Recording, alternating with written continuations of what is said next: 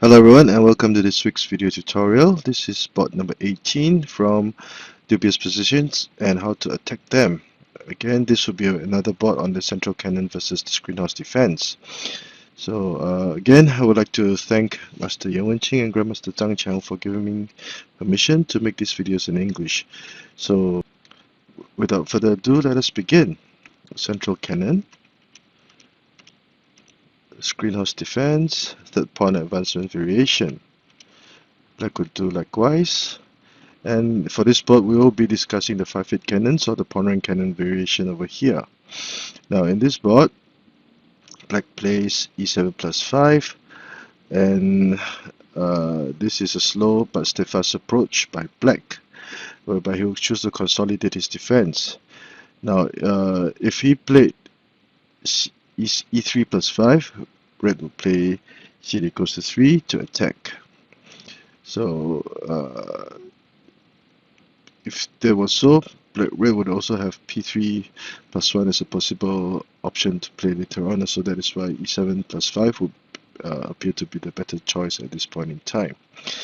And in view of this move, red will play c8 equals to 7 to limit the development of this black horse and also allow for development of his left flank later on. Now all these are considered to be orthodox moves. Now, another commonly seen variation would be to play c8 plus h8 plus 7, h3 plus 2 to prevent the red chariot from developing, and red will continue c8 plus 3. This is a common opening line. And after trading material, both colors will be pestering each other, and we will have a slight advantage. So now instead of h3 plus 2 over here, black could also consider h3 plus 4, preparing to push the pawn forward, but red will move the cannon away, and black can afford a confrontation in this situation. Now this will be h8 plus 7. Another orthodox line will be h8 plus 9, p1 plus 1, h8 plus 7, going for a trade of material. And after trading material, it will be a basically even situation. Red might have a slight advantage. So each color would have its own advantages. Now red could continue with c5 equals to 7, etc., etc. But in today's board, we will be discussing c8 equals to 7. Black would play r1 equals to 2. Red would develop his left flank, and black would play c2 plus 2 to patrol the riverbank, preparing to trade pawns. Now, black would choose to, red would choose to develop his left chariot in this manner. Now, if red played r2 plus 6, black would push the pawn forward to trade material. And because of e7 plus 5, black would now have the option of protecting his horse in this manner. And then goes to 8, p7 plus 1, and black would try to offer a trade of chariots. Red would now patrol the riverbank, and black's formation would be stabilized with e3 plus 5 over now. At this point in time, because the cannon will not have any good move to make, and the efficiency of this cannon will be greatly lowered. Black can be very satisfied with this situation, and he can still be in contention. So r2 plus 6 is not a good idea because of the possibility of playing r8 equals to 7 to offer a trade of chariots. So in this board, black would now continue with p7 plus 1, which is considered to be the dubious move. Now this will appear to be too urgent, and it will give red many opportunities to exploit. A better move would be to play r2 plus 3 to threaten the cannon. The cannon will move to safety. Black could push the pawn forward, which is guarded by the cannon over here, if need be. p3 plus 1 to protect the cannon, h3 plus 4 to protect the cannon again. Now e3 plus 7 will not be a good idea because black will gladly accept the trade and then consolidate his defenses. The chariot will now be patrolling this very important line. The red chariot cannot advance, and this will be a very nearly even situation. And there's always the possibility of a discovered attack by moving the chariot away, because the black horse will now be targeting the red chariot. Therefore, c3 equals to 7 is not a good idea. h3 plus 4 is better. Black attacks the horse, and black would now have many options available for attack. This would be a desirable situation, and he would have much flexibility in this confrontational situation. So r2 plus 3 would have been a better move for black in this situation instead of making this very dubious move. This would be the dubious move that resulted in red having lots of trouble. And because of this dubious move, red will counter with r2 plus 3, r2 plus 4, and this would be the position of discussion for this board. At this point in time, there were two variations that were discussed. The first would be p7 plus 1, and the other would be a6 plus 5. Now, before we continue, it would not be a good idea for black to try to trade cannons with c equals to 9 over here, because after trading material, red would deliver a check first. If the horse captured the cannon, red would capture the chariot. So that is why a4 plus 5 must be played. And red will now threaten to capture the elephant for a checkmate. Black would gain a piece, but at this point in time, although black had captured an elephant, his horses were ready to go, and red would have an extra central pawn which is very powerful. So this would be more than enough to compensate for the loss of the elephant, and red can be very satisfied with this situation. So to variation A, p7 plus 1, black accepts the trade of pawns, red plays r2 equals to 3 and targets the black horse, forcing the horse to the riverbank, and red offers yet another pawn exchange, so that if the pawn moved, r3 equals to 4 would be a very powerful move. So red accepts, captures first before preparing to play r7 equals to 4. Black would now target the horse in this manner, and red would simply offer a trade of horses, so that the cannon cannot advance. Black was of course not willing to trade horses. Now, what happened if he did? So let's say h6 plus 8. The chariot will now be threatening the cannon, and red will prepare to sacrifice his elephant and try to gain material over here. Red will have the initiative as he will be preparing to capture the central pawn, and this cannon will now also be targeting the elephant over here, so red would have the initiative.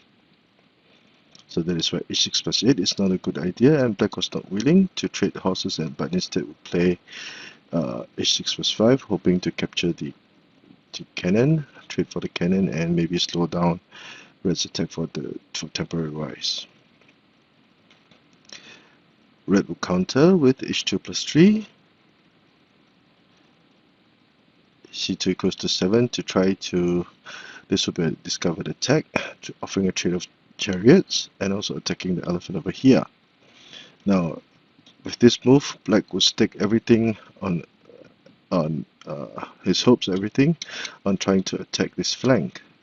Now, perhaps a more reliable move would be to capture the central cannon, and black would have a more powerful defense, but the black pieces would be limited, and it is obvious that the red pieces are in the open, while the black pieces are slightly closed, and black is taking sort of taking a beating over here. So h7 plus 5 might be better, but it will not improve black's overall situation. Okay, red would trade chariots. Check. King would move. Otherwise, if the advisor moved, for example, if the advisor moved, this would be a checkmate. So that is why the king had to move. Now black would trade chariots, but red would now start his offensive by attacking the central pawn, delivering a check, and forcing black to play a4 plus 5. Now with the king over here, it is now ready to join in attack for a possible iron ball checkmate. It would appear that the king was in some sort of danger with the black pieces breathing down, but he was not in any real danger. And as for black, a4 plus 5 is the correct move. If a6 plus 5, red would capture the elephant, and black would now be in all sorts of trouble. If let's say black captured, this would be an immediate checkmate. And if black did not capture the offending horse, the red horse would now be prepared to go for an elbow horse attack and prepared to capture the elephant and gain a chariot in the process. So red would still be faster in drawing first blood, and black would be in all sorts of trouble. So a6 plus 5 is wrong. a4 plus 5 is correct. So, and with a4 plus 5, the horse would now be prepared to attack with a pale corner horse attack, hoping to deliver a checkmate. Black is forced to prevent h2 minus 4 from happening, but because the chariot was now positioned in a precarious position, red would attack with his cannon, targeting the black chariot. The chariot will be forced to move to protect this flank, and red will now play c7 equals to 8 to block the horse and threaten to checkmate with the chariot. The king will be forced to move out, but black would have none of it, so he would play r7 equals to 6 and play k5 equals to 4 for the iron ball checkmate, which black cannot resolve, and victory will be in sight for red. So that is why after trading pawns, in variation A, p7 plus 1 is not a good idea, and we will be able to gain quite a bit of advantage. In variation B, a6 plus 5 was discussed, whereby black would consolidate his defense with this move and still refuse to trade material. Let's say at this point in time, red would make things complicated by offering another trade-off material with a p7 plus 1. Now, this will be a 4-pawn rendezvous situation. It's a typical tactic used to create breakthroughs along the riverbank in similar situations. Now, black would advance yet another cannon to the riverbank to deal with the issue of p7 plus 1.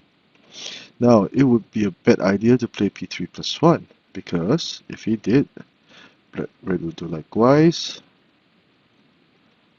but because of the position of the pieces, the red pawn will now attack the black cannon, and the difference, if we were to compare pawns, the red pawn would be a much more powerful entity than this black pawn over here. So red would come out on top in this situation, despite being the second or the last player to offer a trade of pawns over here. So p3 plus 1 is not a good idea.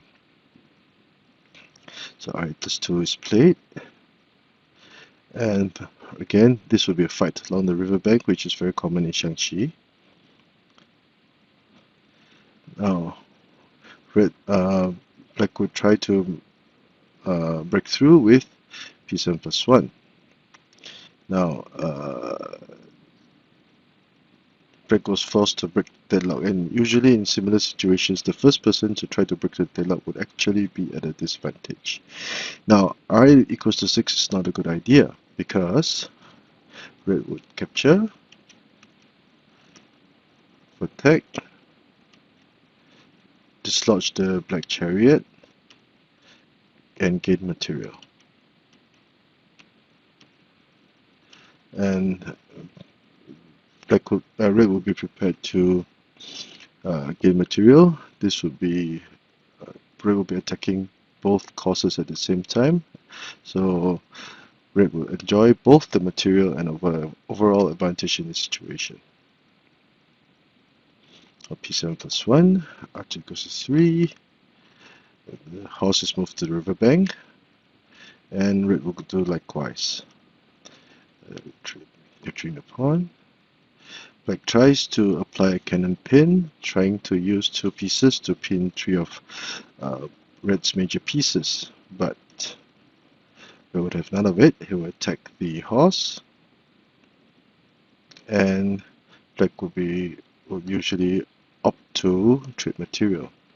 h6 minus 7 is not a good idea because red would now consolidate his defense. He will adopt a wait and see approach, but as can be seen, black will still be at a disadvantage. 7 goes to 4. Another trade on a check before trading material, and in the process of doing so, we can see that 1, 2, 3, 4, 1, 2, 3, 4 for the major pieces is equal for both colors, but black would be 1 elephant down, and these 3 pieces are congested, whereas red's pieces are out in the open and there will be many options to attack. The chariot cannot leave the bottom rank, or there will be a potential checkmate over here. So as can be seen in this board, as the title suggested, this will be a fight along the riverbank. Red will come out on top, and this is mainly due to the brash offering of a trade of pawns over here. So let us review the entire board from the eyes of black. Okay, up, central cannon, screen house defense. Red chooses the third pawn variation, so does black, and replace the 5-8 cannons, or the pawn rank cannon in this case, and black would defend with e7 plus 5, which is better than e3 plus 5 as explained earlier. hc8 equals to 7 to slow the development of the horse. Other 2 possible lines are h8 plus 7 and h8 plus 9. Black would develop his chariot, red will do likewise, and red will patrol the riverbank with c2 plus 2. Red tries to defend. r2 plus 6 is not a good idea, as black would be able to obtain a very stable formation. p7 plus 1, dubious move. Red counters brilliantly with r2 plus 4, and we have 2 main variations, p7 plus 1 and a6 plus 5, and it would be a bad idea for black to play c8 equals to 9 at this point, because red would be able to orchestrate an attack at the expense of an elephant.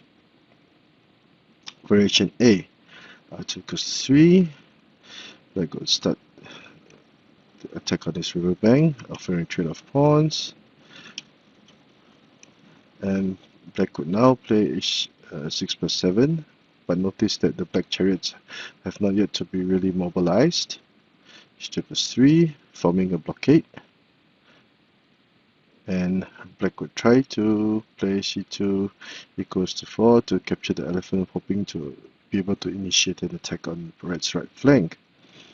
Red will accept, check, the king would be moved out, and after trade pawns, and red will continue his attack.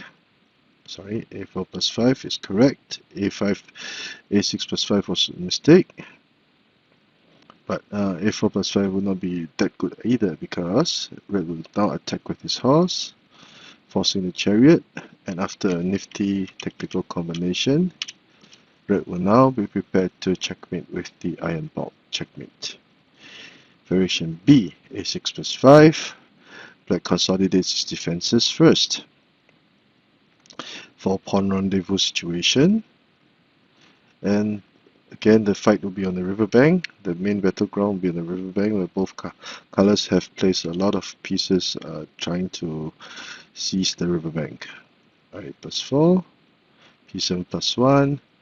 Now this R8 equals 6 is not a good idea because it would result in red gaining material. Two horses are being attacked.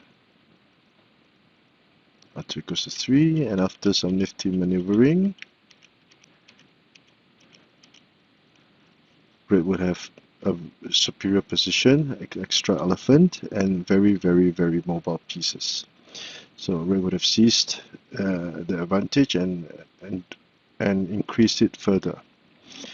So this is a short video. The lines are a little bit complicated, as can be seen, which is the trademark of central cannon versus Skrinov's defense opening systems. The variations are rather complicated, and this variation can be seen in actual play quite often. I don't like to play the 5/8 cannons, but this appears to be quite an interesting pawn. So if you like the work that I've been doing, please do subscribe to my channel and give me a thumbs up. Thank you.